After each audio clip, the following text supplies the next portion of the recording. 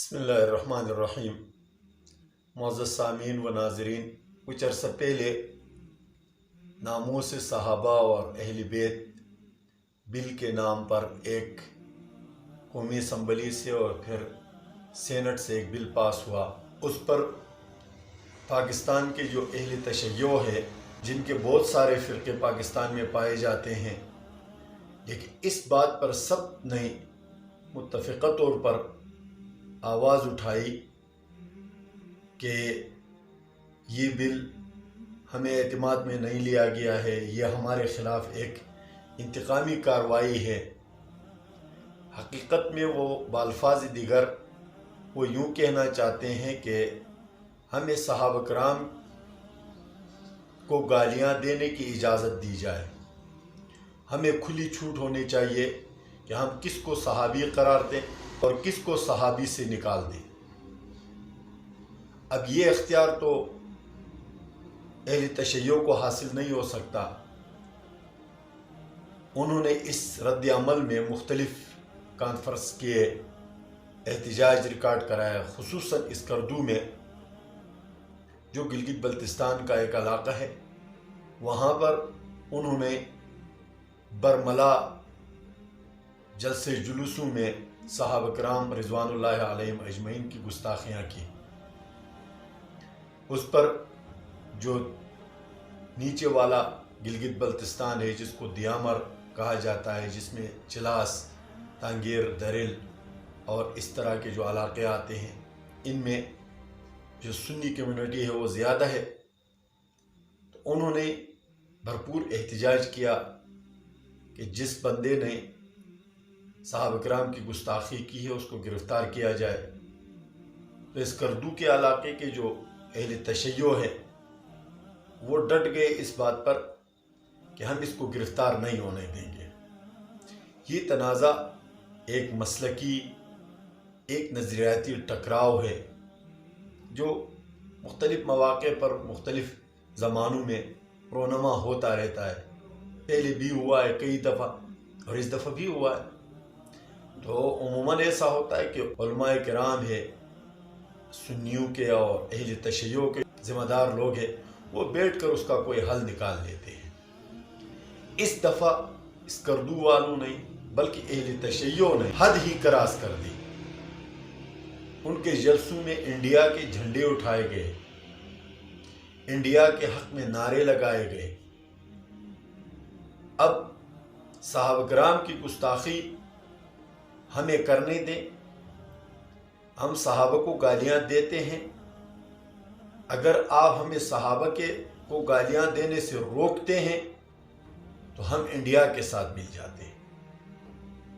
تو سب سے پہلے میں اپنے مقتدر حلقوں کو اور جن پر جغرافیائی حدود کی حفاظت کی ذمہ داری عائد ہوتی ہے، ان اداروں سے کہنا چاہتا ہوں کہ اس طرح تو مجموعی اہل تشیع تو ایسے نہیں ہے، ہم کبھی بھی ان کو اس طرح کے مورد الزام نہیں ٹھہراتے ہیں کہ وہ پاکستان کو چھوڑ کر انڈیا میں جا کر بسیں گے، لیکن شرپسند عناصر اس میں پائے جاتے ہیں جو انڈیا کے لیے کام کرتے ہیں، جو ایران کے لیے کام کرتے ہیں، جو دیگر ملکوں کے لیے کام کرتے ہیں۔ اہل تشیع کے لباس میں وہ اندر آئے، انہوں نے باقاعدہ انڈیا کے جھنڈے اٹھائے، انڈیا کے لیے نعرے بازی کی۔ ان لوگوں کو کیفری کردار تک پہنچانا بہت ضروری ہے۔ اگر اس طرح نہیں ہوا تو وہ بہت حساس علاقے میں رہتے ہیں۔ اسکردو اور گلگت بلتستان خود ایک حساس جغرافیے میں واقع ہے۔ اگر اس طرح کے لوگ پنپ گئے، بڑھ گئے تو ہمارے ملک کے لیے، ہمارے سرحدوں کے لیے، ہمارے راہداریوں کے لیے انتہائی خطرے کا باعث بنتی ہے۔ لہٰذا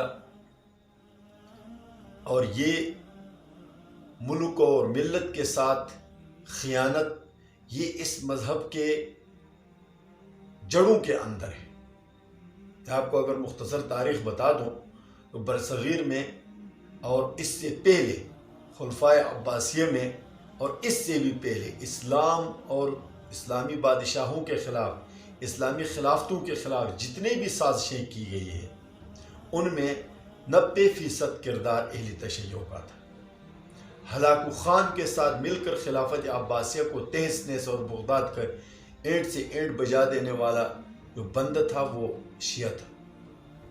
اسی طرح میر جعفر اور میر صادق جو مشہور کردار ہیں برصغیر کے، وہ بھی اہل تشیع میں سے۔